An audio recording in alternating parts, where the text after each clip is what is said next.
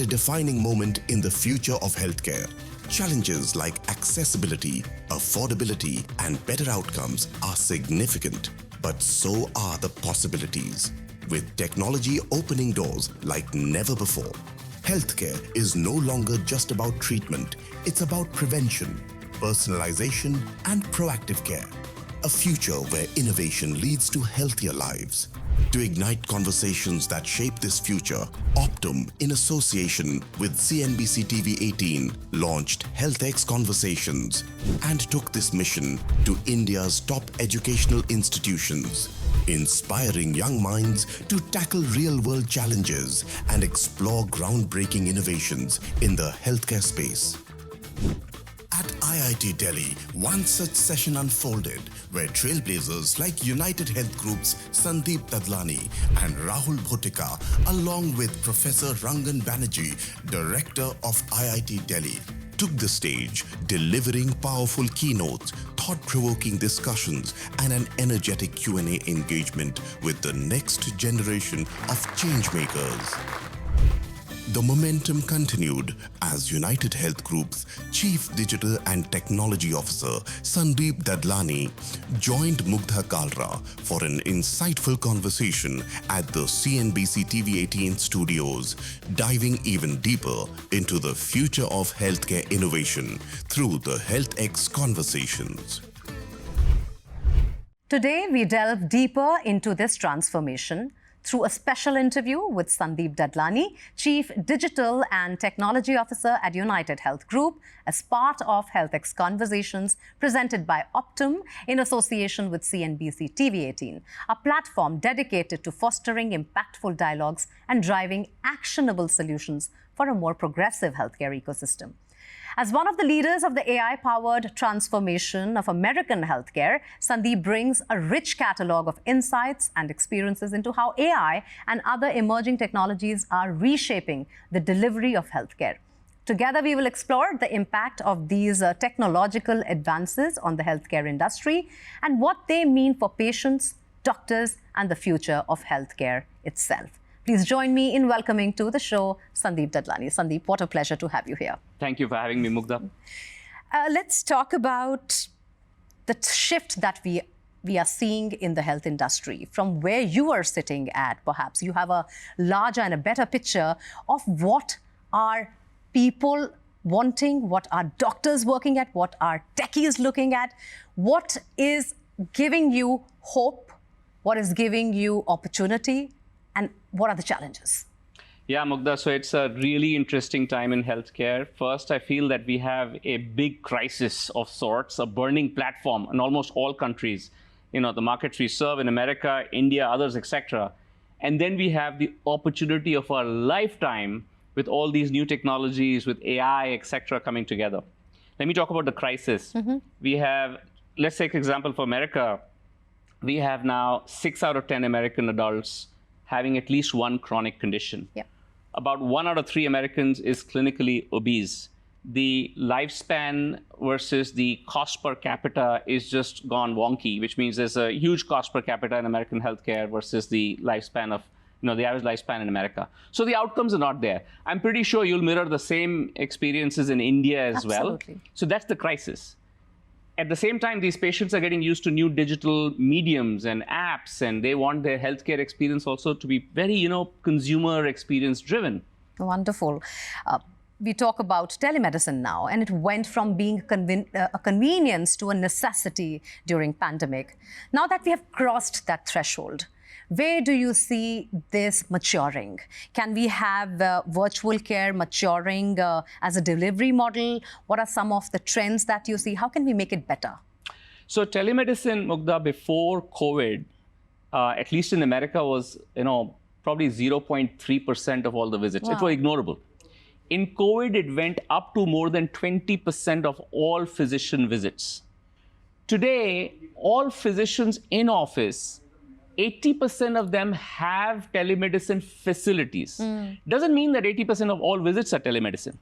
Now, I want us to zoom out a little bit and look at telemedicine as simply one of the various ways you integrate all of your healthcare experiences so that there are more regular check-ins, more regular engagements with your physicians.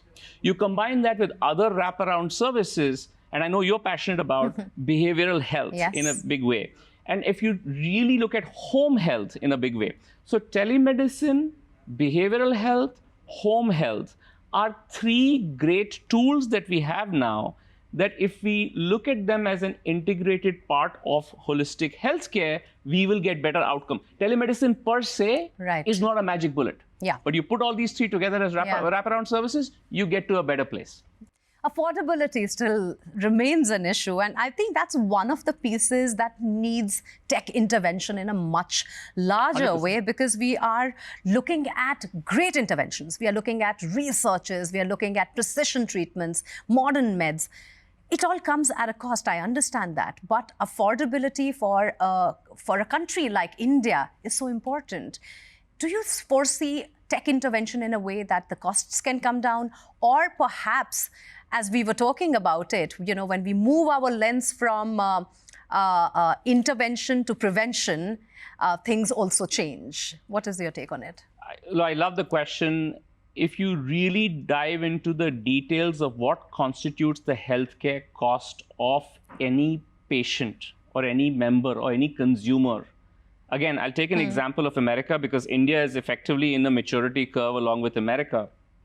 The average per capita cost of healthcare in America is double that of any other developed country. What does that constitute?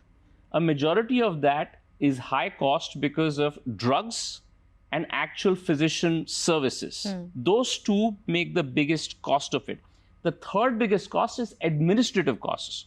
So how can technology help? First of all, drugs. Today you have pharma manufacturers who sometimes create a drug in a particular continent and are charging 10 times that in another continent. Absolutely. This is where regulation is needed, better drug discovery is needed, faster research is needed. When you look at core physician services, the better we work on prevention, lesser readmissions. So for example, we have seen great examples of AI helping us with better engagement of patients who've just been discharged from an ER or a hospital. That allows us to reduce readmissions, reduces the cost of care dramatically. Then you start looking at population health, risk detection, suspect detection of health. So now you're seeing a series of AI interventions that allow us to reduce those specialized physician services. Then finally, you come down to better care during a disease. So how a disease is progressing, predicting that, having the next best step available to a clinician. So I feel there's so much opportunity for technology to make these interventions. And then the largest part below, the third largest part is the administrative costs. Right. Today, healthcare is full of administrivia and paperwork and regulations and so on. Another of our HealthX conversations, the speaker asked the audience, if I were to give you a chance between choosing a robotic doctor doing the surgery or a real person doing your surgery, it took a while for everybody to sort of raise their hands about what they wanted. Which brought me to understand that, while there is a lot of digital intervention, it no doubt is changing the way people interact with their doctors, the relationship, etc. But there's a very important human touch there.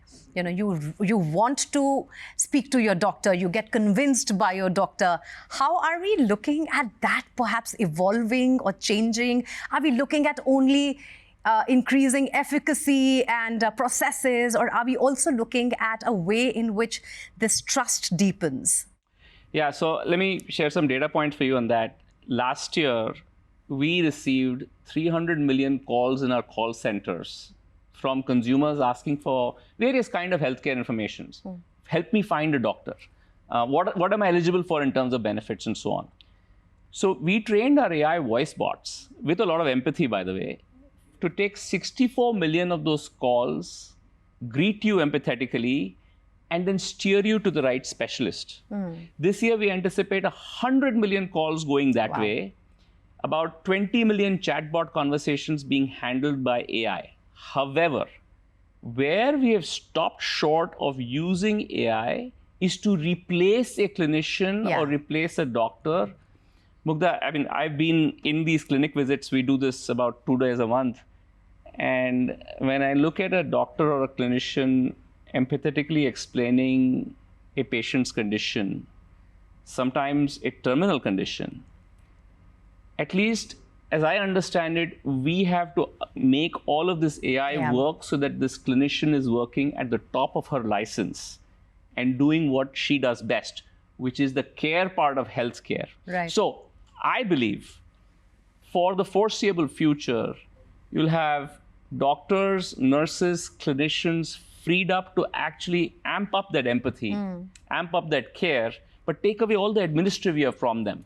Now, we dream of a future where we can predict disease, we can cure disease, but right now, the ramp that we see is empowering the clinician to actually be more human than ever. But that brings me to the customer aspect of it. You know, patient service is not just a buzzword, it's a reality. And that has to be treated in a way that the consumer at the end of the day feels that I am taken care of at this place. I get a certain class of service that I can trust, and I can spend my money at this place because I know it's worth it for my health. Correct. How are we looking at that change in country like India? And of course, you bring insights from America and the rest of the world. What have you seen? What has the shift been like? So, you know, consumers today are fundamentally shifting their entire experience to more digital and now more conversational chatbot experiences. So you've seen now across the globe, outside of healthcare, ChatGPT getting more than 500 million users every week. Yeah. This is the weekly average users. By the way, 13 to 15% of the conversations with ChatGPT are on healthcare. So what does that mean for us? It represents an opportunity for us where we have started experimenting with these conversational chatbots. And we find consumers are beginning to use these conversational chatbots, not for healthcare clinical advice. We want to restrict that to doctors and clinicians only, but for navigating the health system. So help me schedule an appointment with my primary care physician. Help me then refer to a specialist. Help me get my labs done. Help me get my reports back. There are so many parts of the healthcare journey, perhaps even of the wellness journey in terms of nutrition and other things, that you need a personalized assistant that knows you. So if you're, think of a future, Mugdha, where your health records are with this conversational chatbot, and it's helping you navigate through a personalized, persistent way, the maze of healthcare in India or the maze of healthcare in America. So again, we've started some interesting experiments with it. In the second quarter, we will go live with a select set of consumers in America first. You know, I'm sure these same trends will, you know, come into India as well. We certainly see conversational, personalized, persistent chatbots to be the future of navigation and access. Is that what you would say is the intent for UnitedHealth and Optum with their AI strategy in 2025? We have three pillars of our AI strategy in 2025. One is a consumer North Star, which is what we just showed you, which is this whole access and navigation, because every consumer is needing this, you know, guide, this assistant to navigate through the healthcare system. The second is our, you know, administrivia story, which is we really want to take out hundreds of millions of dollars out of the administrative cost of healthcare. We talked about AI automating a lot of that paperwork and documentation and so on. And the third one is around the care. How do we help inform the clinician or the nurse with all your records so that the next best step is apparent to them, and how do we unburden them? So consumer, administrative costs, and care are the three North Stars with which we are working with our AI journey, and we're seeing great results. Your AI superpowers to go impact 1 million people and their healthcare. So this new generation, perhaps, and I have kids who are 18 and 22 myself, and they, you know, they're mission-driven, they're purpose-driven. I want to bring two aspects together. One is value-based care. Yes. And AI and ethics. I think at some place they come together. 100%, yes. Right? Where do you see that merge happening? And do you see a world where AI in healthcare can be ethical? Of course. No, that's a great question. And we, really obsess over this a lot. First, let's talk about value-based care. And, a number of people are confused about what it exactly is. Yeah. We really want value-based care to be first preventive, as in keep a person healthy. All right.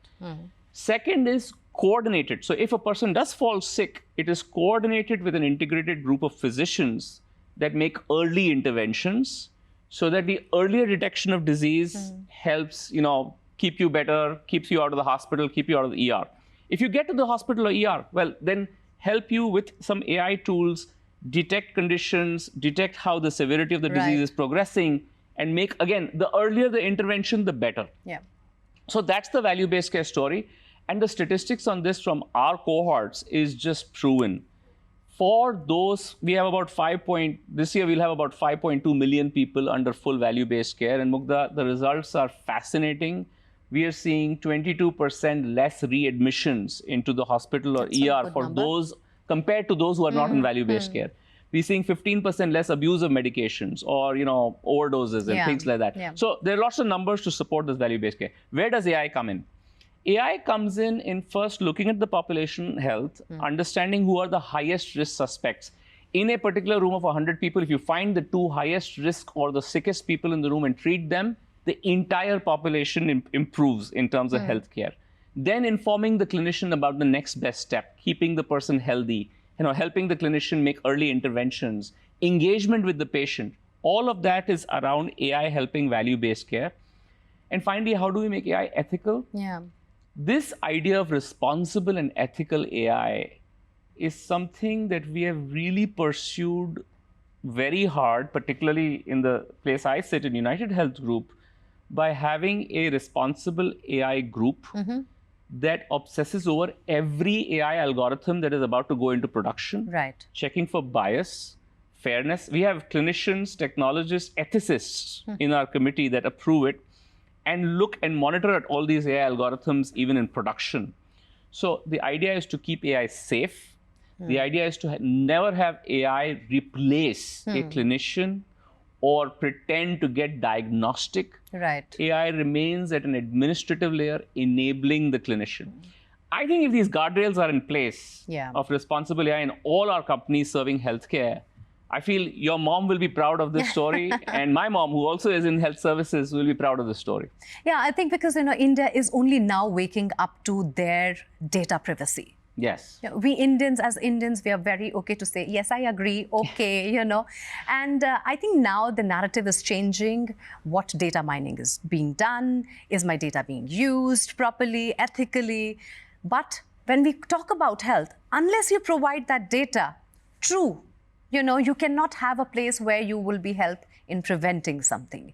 100%. So I think there will be a time when we have to sort of push the ethical use to a way that people also feel that I can trust.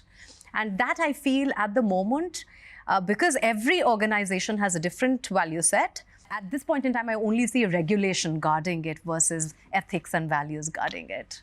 On the positive side, India is actually leading the world in things like Aadhaar and UPI, where there is a consciousness that has emerged with the average Indian about the data they own, the data they identify with.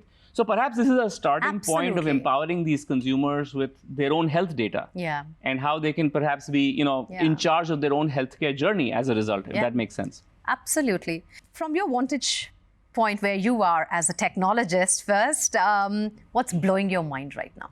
I'm super excited about the new large language models and agentic frameworks that are being launched, by all the players, OpenAI, Google, Microsoft, Anthropic. These are players that we work with very closely. Why am I excited about them?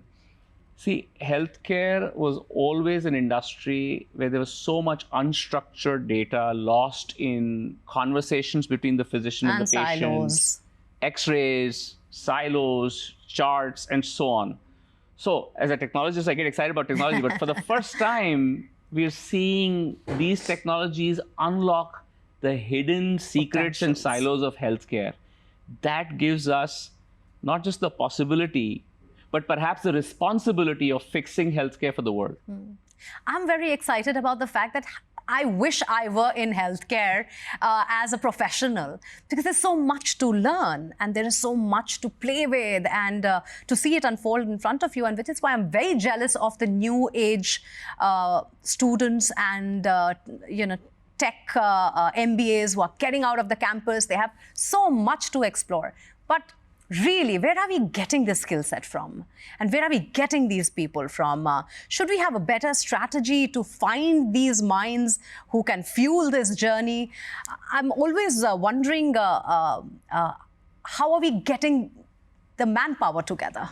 The interesting thing about the Indian talent pool that I see is all these colleges are producing great talent that want to work in exciting tech areas.